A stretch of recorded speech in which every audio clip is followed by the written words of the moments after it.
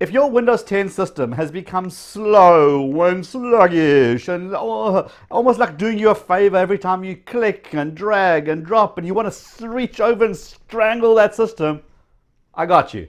Today on Tech Tip Tuesday, I'm going to share with you 5 tips that's going to boost your system and get more life back into your Windows 10 machine.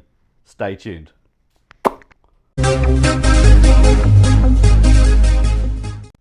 Hey, welcome to another Tech Tip Tuesday. My name's Liron Segev, where every Tuesday I share with you tips and tricks like these videos all over the place here, making you more efficient and getting more out of your system without the geek speak.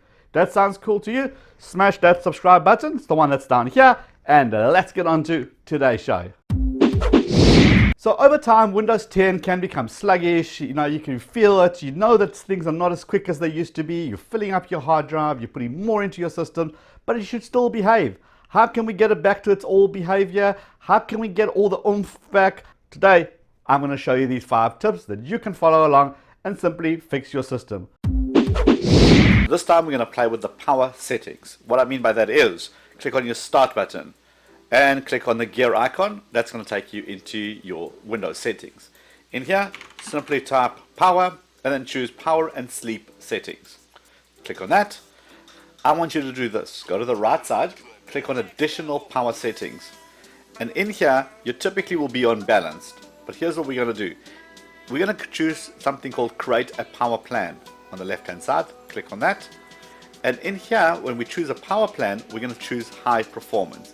So high performance favors performance but may use more energy. Give it a name. I've already got one. So here's my custom plan. Now I'm going to show you the difference. What's the difference between the one we've just created and the balanced one?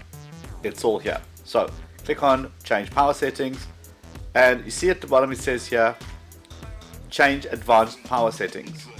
Click there. Now I'm just going to show you what it does. On the left side you've got process power management, and in here your minimum process state. If you expand that, you can see that on battery is 5%, but when it's plugged in it's 100%.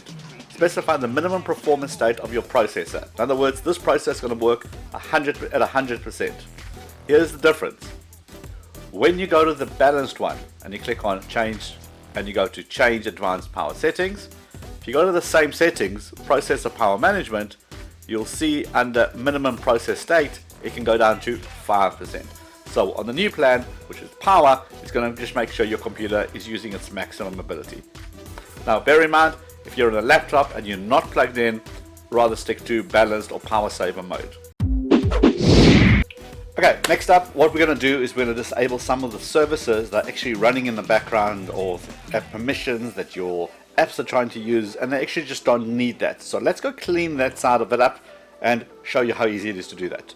So click on your Start button, go into your settings, which is your gear icon, and this time we're going to choose privacy. Now the first thing you see in privacy says change privacy option. Let apps use advertising ID to make ads more interesting to you. New. Let website provide locally relevant content. Okay, I'm cool with that. Let Windows track app launches to improve the start. No. Show me suggested content in the settings apps. No. Don't worry, if you've made a mistake, you can always go back and re-enable this. There's no big deal. Other things too, since we're here under privacy, location. If you don't need locations to be enabled, you can just disable that completely. But I want to show you how many apps actually use your location. Now they don't need to. Like your camera doesn't need to know where I am in the world. Cortana, fine. Facebook, okay. Instagram, okay. Lenovo, no. My email doesn't need to know where I am. Maps does. Microsoft Edge, Mixed Reality, News, I never use it anyway, and then the weather, fine.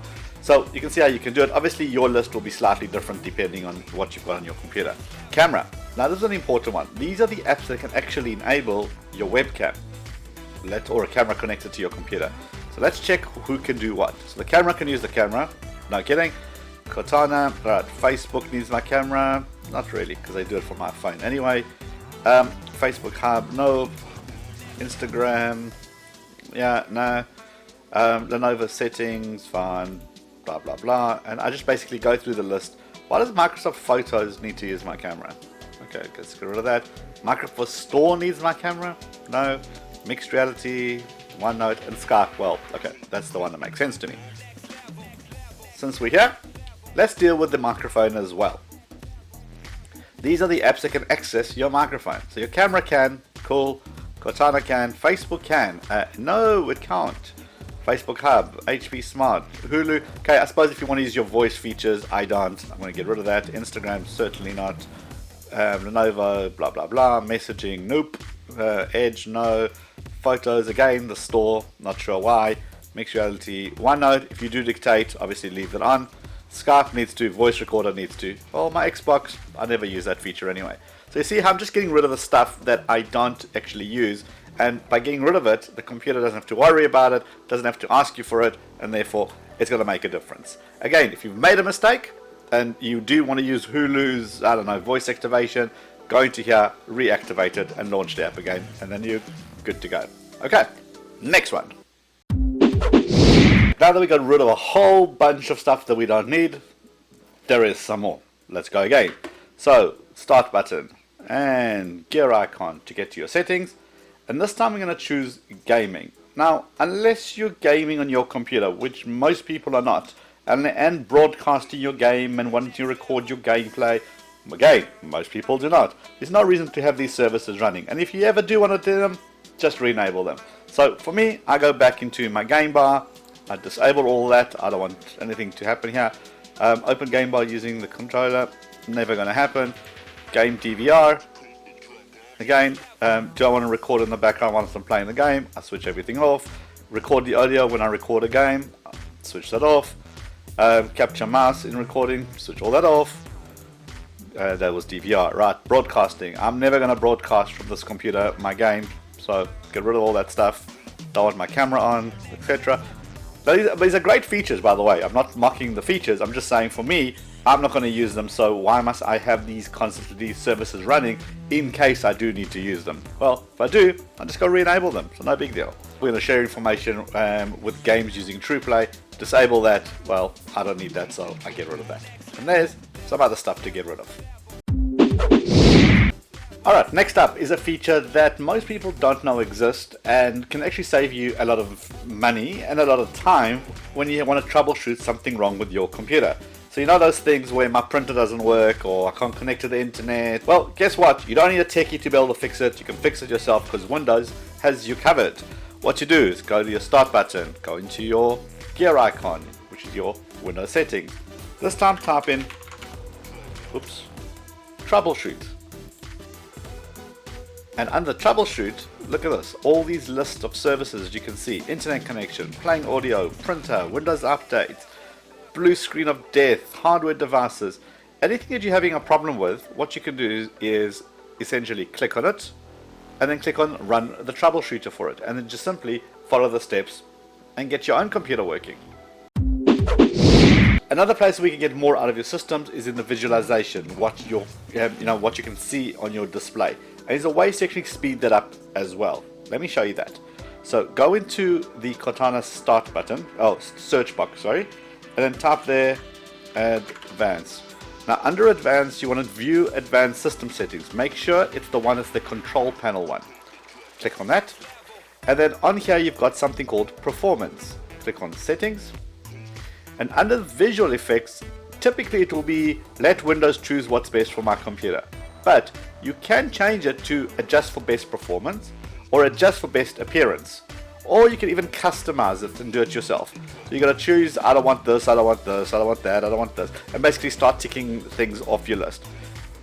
So if you want some extra kick out of your system, well, there's another place that you can actually do that. And that's how we do it here on Tech Tip Tuesdays. Simply follow along and rewind the video if you got stuck somewhere, and share this video with somebody else who's also frustrated with their system and save their sanity. Now up here there'll be some cards, and there will be a little poll saying what kind of content you want me to make for you. More tips, more gadgets, more software, more hardware, more phones, more cameras. You just let me know and I'll be sure to get onto that. With that said, give the video a thumbs up. And don't forget to subscribe if you're new here, and I'll see you guys on the next episode. Cheers for now.